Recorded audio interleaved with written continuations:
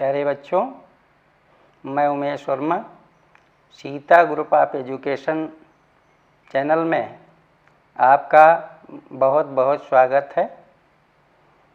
Students, पिछली video में आपको स्वर संधि के भेदों में दीर्घ स्वर संधि और गुण स्वर संधि के विषय में जानकारी दी जा चुकी है। उसी परिप्रेक्ष्य में आज अगली संधि लेकर के आपके सामने प्रस्तुत हैं वृद्धि स्वर संधि के विषय में। तो देखिए, इस संधि में क्या होता है। तो बच्चों, वृद्धि स्वर संधि महर्षि पाणिनि की अष्टाध्यायी में छठे अध्याय के पहले पाद के 88वें सूत्र के अंतर्गत उल्लेख किया गया है। इस संधि में जो पहला पद है, इसमें आत आता है, जो गुण स्वर संधि में पहले आप जानकारी प्राप्त कर चुके हैं। उत्तर पद में इसमें एच आता है और इधर पूर्व पद का आत और इधर उत्तर पद का एच, ये दोनों मिलकर के इनकी वृद्धि हो जाती है। तो देख लीजिए, यदि वैसे तो आपको जानकारी होगी एच में कौन से वर्ण आते हैं, तो आपने माहेश्वर सूत्र पढ़ रखे हैं पिछली कक्षाओं में। तो उसमें माहेश्वर सूत्र में जो तीसरा माहेश्वर सूत्र है, एओंग और दूसरा अयोच।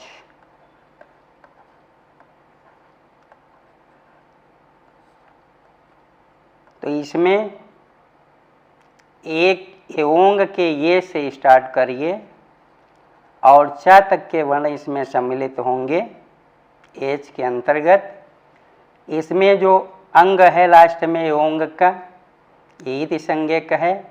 इसी प्रकार से अगले माहेश्वर सूत्र का जो चा है इति संज्ञक है, तो ये गणना में शामिल नहीं होंगे।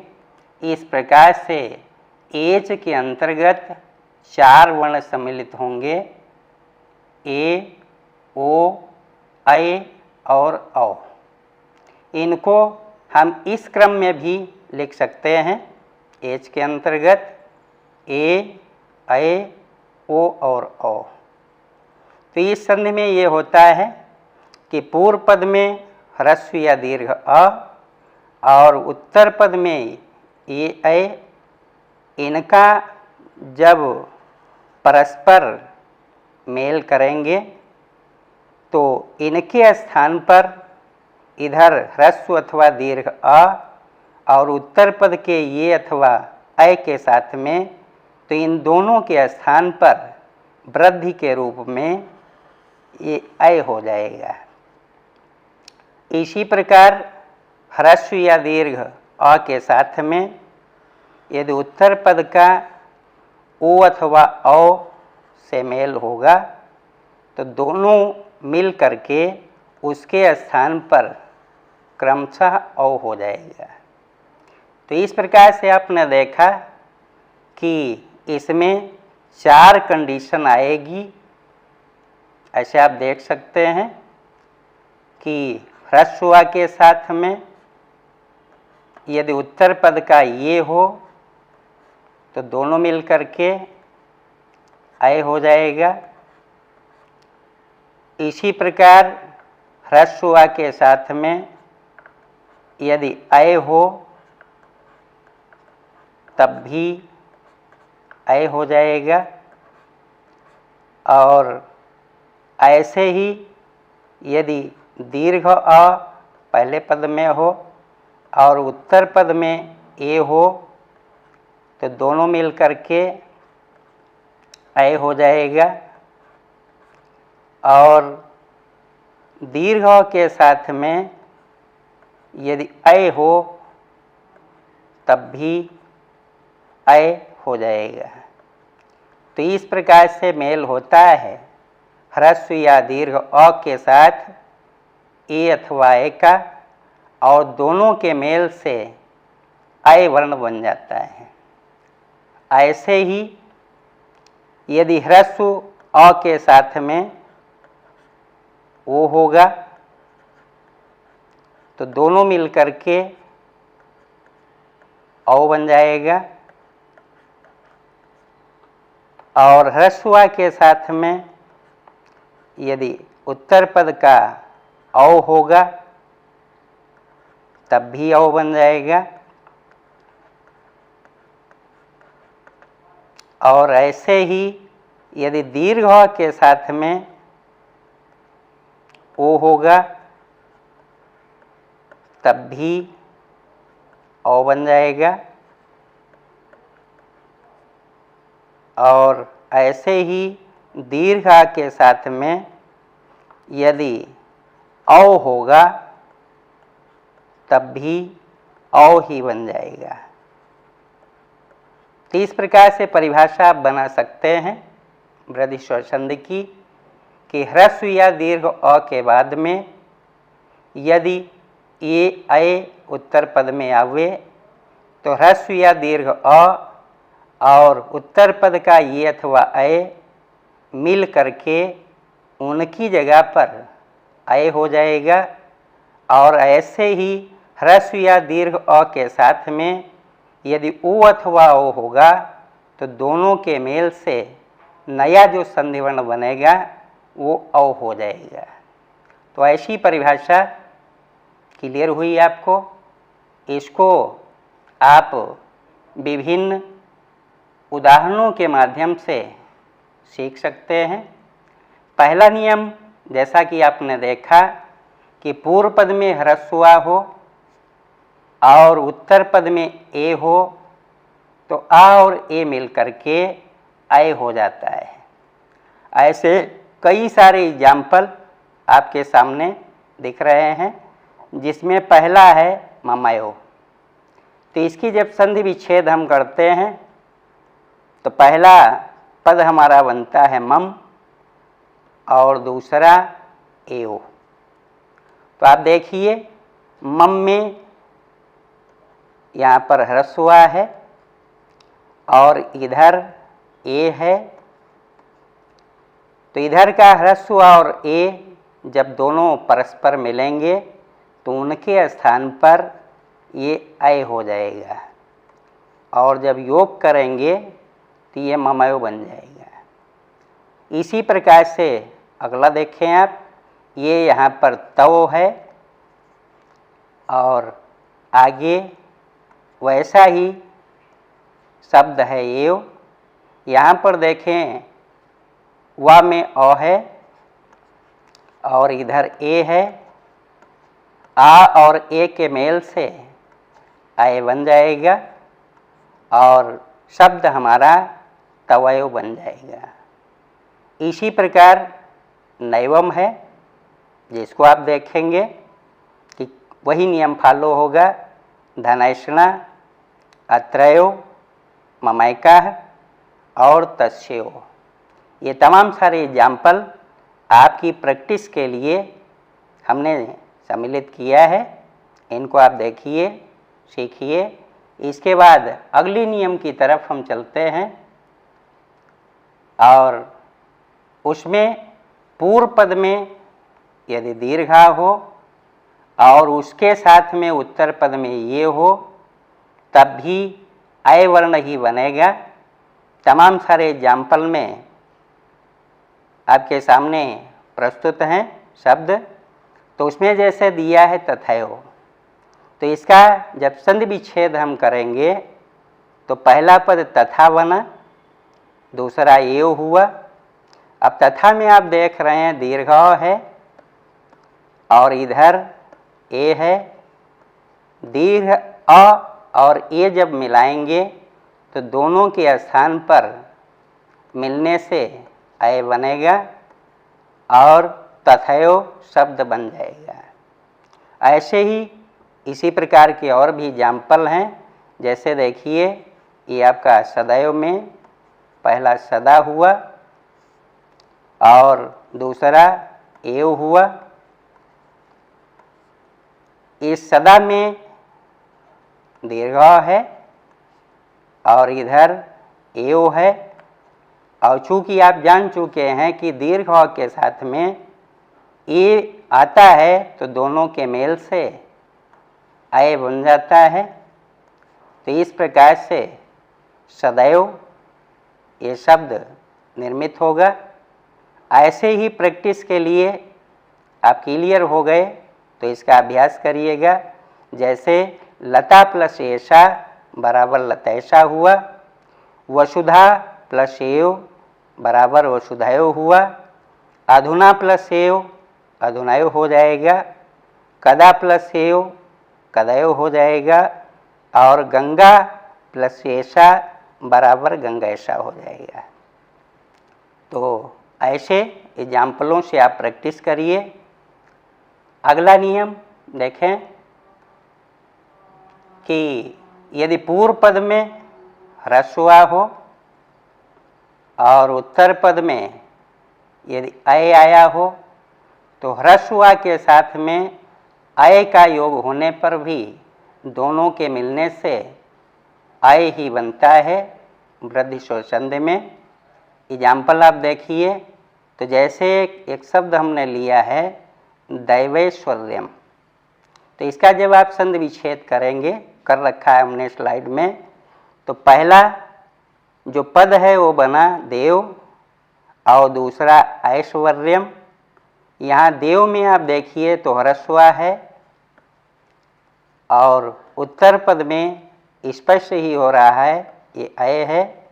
और जान चुके हैं कि ह्रस्व के साथ में अय हो तब भी अय ही बनता है। तो इस आधार पर ये हमारा देवैश्वर्यम बन जाएगा।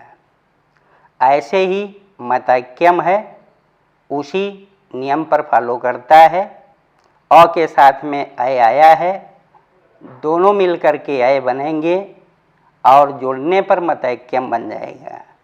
ऐसे ही सुरैश्वर्यम है, इसका संधि विच्छेद सुर प्लस ऐश्वर्यम होगा। यहाँ ह्रस्व है और यहाँ पर अय है, आ और अय मिलकर के अय होता ही है। तो इस आधार पर सुरैश्वर्यम बन जाएगा। तो ऐसा आपने देखा। कभी ऐसी भी कंडीशन बन सकती है, उसको देखें कि पूर्व पद में कभी दीर्घा होता है और उसका योग यदि अय के साथ में होता है तो आ और अय के स्थान पर भी अय हो जाता है। जैसे एग्जाम्पल के रूप में सदैक्यम एक शब्द है, तो इसको जब हम संधि विच्छेद करेंगे तो पहला पद हमारा सदा होगा जिसमें दीर्घ है और इधर ऐक्यम में अय है। आ और अय मिलकर के जैसा कि आप जान चुके हैं अय ही रहता है। तो इस आधार पर सदैक्यम बन जाएगा। ऐसे ही अगला जैसे महेश्वर्यम है, तो इसका संधि विच्छेद महा प्लस ऐश्वर्यम होगा, जिसमें महा में दीर्घ है और ऐश्वर्यम में भी अय है और आ और अय मिल करके जैसा कि ऊपर आप देख चुके अय ही रहता है। तो इस आधार पर महेश्वर्यम बन जाता है। तो ऐसे आपने तमाम एग्जाम्पल देखे।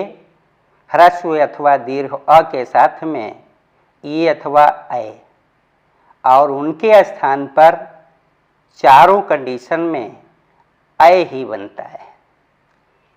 समझ में आ गया होगा। अगले एग्जाम्पल की तरफ बढ़ते हैं और उसमें जैसा कि अभी हमने बताया है कि ह्रस्व अथवा दीर्घ अ के बाद में यदि वो अथवा औ हो तो उन दोनों के मिलने से औ हो जाता है वृद्धि स्वर संधि में। तो जैसे पहला नियम आप देख रहे हो कि पूर्व पद में ह्रस्व आ हो और उत्तर पद में ओ हो तो आ और ओ मिलकर के औ बन जाता है। इसी पर आधारित कई एग्जाम्पल आपके सामने हैं। जैसे एक शब्द है जलौघा, विच्छेद आप करिए तो ये है, पहला शब्द बनेगा जल और दूसरा ओघा। इसमें आप देखिए तो जल के लौ में ह्रस्व है और इधर ओघा में ओ है और नियम के मुताबिक ह्रस्व और ओ मिलकर के औ बनेगा, तो इस आधार पर ये जलौघा बन जाएगा। इसी प्रकार नेक्स्ट है बनौकसा, तो वन प्लस ओकसा होगा, वन का अ और ओकसा का वो, ये दोनों जब मिलेंगे तो इनके मेल से औ बन जाएगा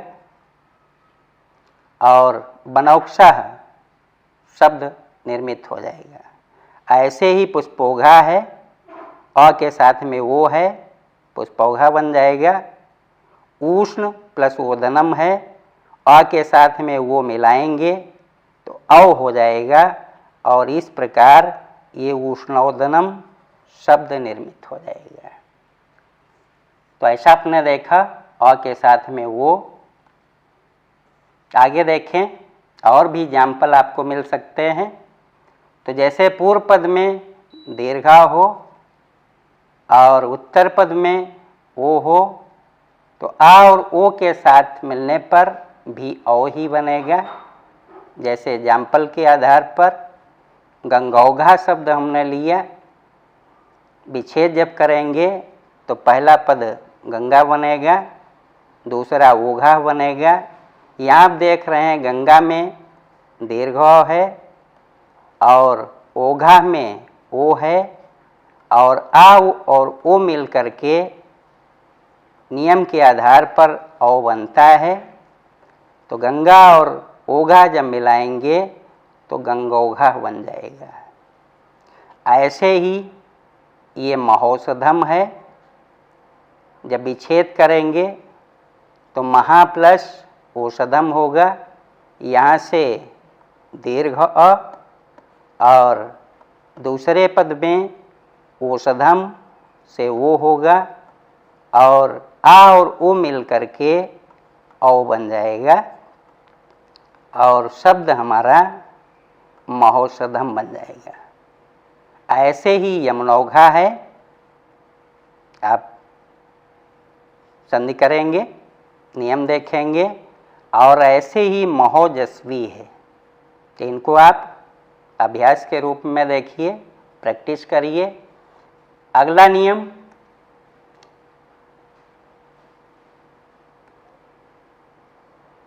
आपके सामने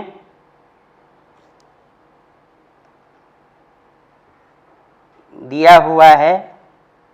छोटा के साथ में यानी ह्रस्व आ के साथ में औ हो तो दोनों मिल करके औ हो जाएंगे।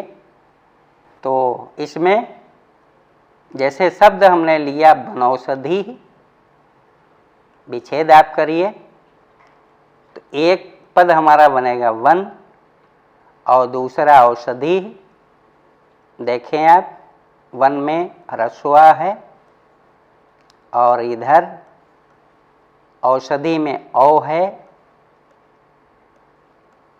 और जैसा कि आप जान चुके हैं कि ह्रस्व आ के साथ में औ यदि हो तब भी औ ही रहता है, तो इस आधार पर वन प्लस औषधि मिलकर बनौषधि हो जाएगा। ऐसे ही देवौदार्यम है, तो इसमें एक पद बनेगा देव और दूसरा औदार्यम। जैसा आप देख रहे हैं कि यहाँ पर औ है ह्रस्व का और इधर औ है, आ और ओ मिल करके औ ही रहेंगे और इस आधार पर देवौदार्यम बन जाएगा। ऐसे ही एक और शब्द हमने रखा उदाहरण में, आप प्रैक्टिस करेंगे। यहाँ राम में ह्रस्व आ होगा और इधर औहई है, आ और ओ मिल करके औ बनेगा ही। इस आधार पर रामोदार्यम हो जाएगा।